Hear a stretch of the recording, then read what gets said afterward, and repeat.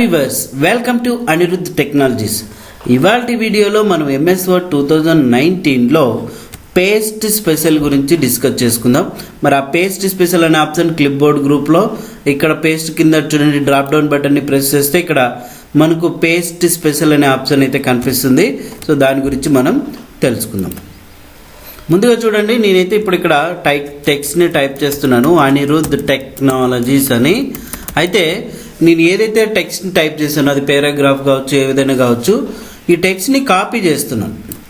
Okay, copy చేసినప్పుడు ఇక్కడ ఏమవుతుందంటే చూడండి, నేను అనుకున్నది కాపీ చేసిన టెక్స్ట్కి పేస్ట్ అయినటువంటి టెక్స్ట్కి మధ్యలో లింక్ పెట్టుకోవాలా అనుకుంటున్నాను.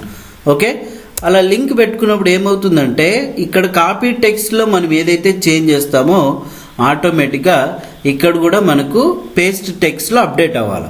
సో చూడండి, ఇప్పుడు నేను ఈ టెక్స్ట్ని అయితే కాపీ చేసేసాను.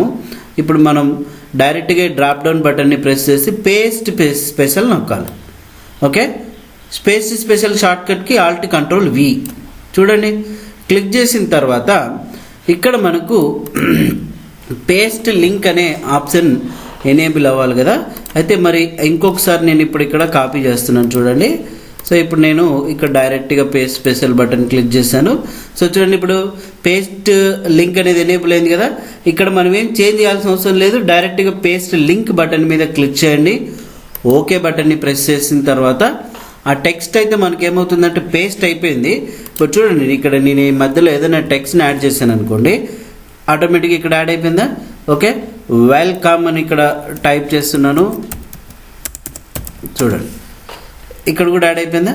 అలాగా కాపీ టెక్స్ట్కి పేస్ట్ టెక్స్ట్కి మధ్యలో లింక్ అనేది ఏర్పరచుకోవడానికి ఈ పేస్ట్ స్పెషల్ అనేది ఆప్షన్ ఉపయోగపడుతుంది. మరి పేస్ట్ స్పెషల్కి ఇంకోసారి షార్ట్కట్కి చూసుకోండి, Alt+Ctrl+V అండి. ఓకేనండి, మరి ఇటువంటి వీడియోస్ కోసం మా ఛానల్ని మీరు తప్పకుండా అయితే సబ్స్క్రైబ్ చేయండి, లైక్ చేయండి, బెల్ ఐకాన్ క్లిక్ చేసి ఆల్ నోటిఫికేషన్ యాక్టివేషన్లో పెట్టుకోండి. ఓకే, తోటి మిత్రులందరికీ కూడా షేర్ చేయండి. Thank you.